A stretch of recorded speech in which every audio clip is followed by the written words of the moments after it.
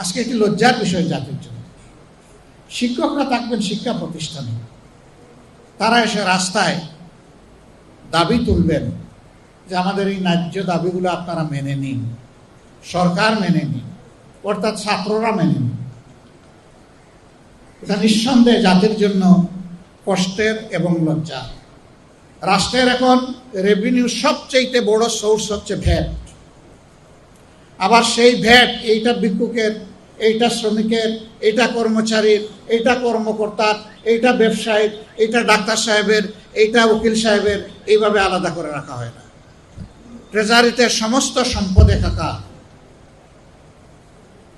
কাজেই ওই সমস্ত স্থাপনা যেগুলাতে বসে আমরা এই শিক্ষা নিয়েছি, উপকরণ যেগুলো আমরা কাজে লাগিয়েছি শিক্ষা নিতে গিয়ে, যে রাস্তা দিয়ে চলাফেরা করি, যে দেশে বসবাস করি, সেই দেশের পরতে পরতে ওই মানুষগুলার ট্যাক্স জড়িয়ে আছে।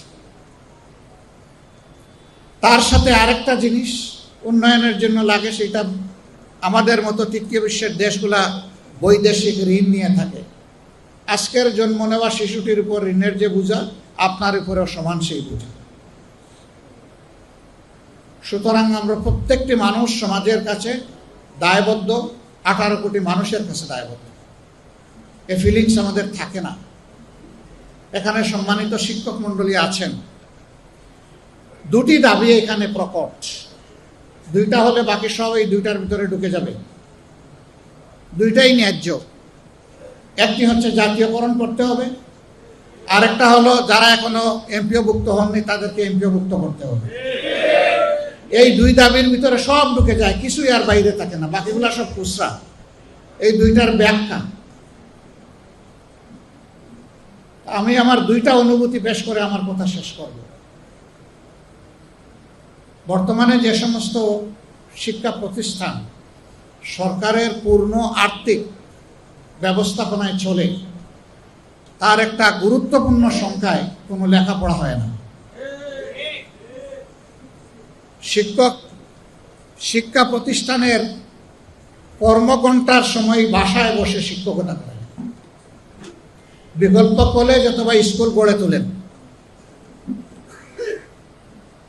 তাহলে আপনি ওখানে বেতন নিচ্ছেন কেন? আপনি ওখানে যদি বেতন নেন, শিক্ষা আপনাকে ওখানে দিতে হবে। আর যদি আপনি এখানেই পড়াতে চান, তাহলে ওই বেতনটা আপনি নেবেন না। এটা আপনার জন্য সঙ্গত নয়। আপনি একজন মহান শিক্ষক, আপনি তো জাতিকে বিবেক জাগিয়ে তুলবেন। সুতরাং বিবেকের জায়গায় আপনাকেও সচেতন হতে হবে।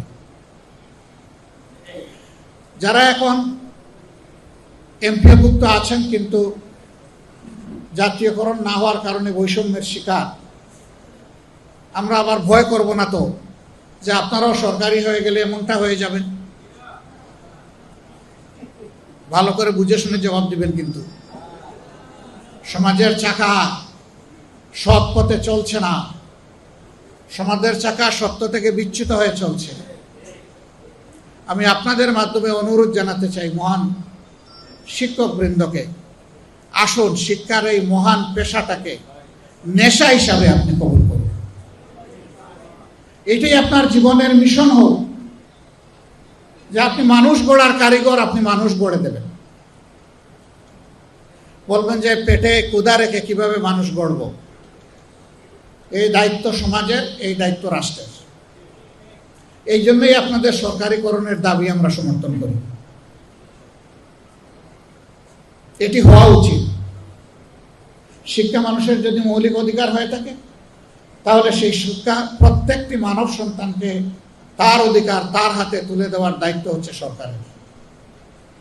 হ্যাঁ, কেউ যদি প্রচলিত শিক্ষার বাইরে গিয়ে নিজের সন্তানকে আরো বাড়তি কোনো শিক্ষা দিতে চান, আমাদের কোনো আপত্তি নাই।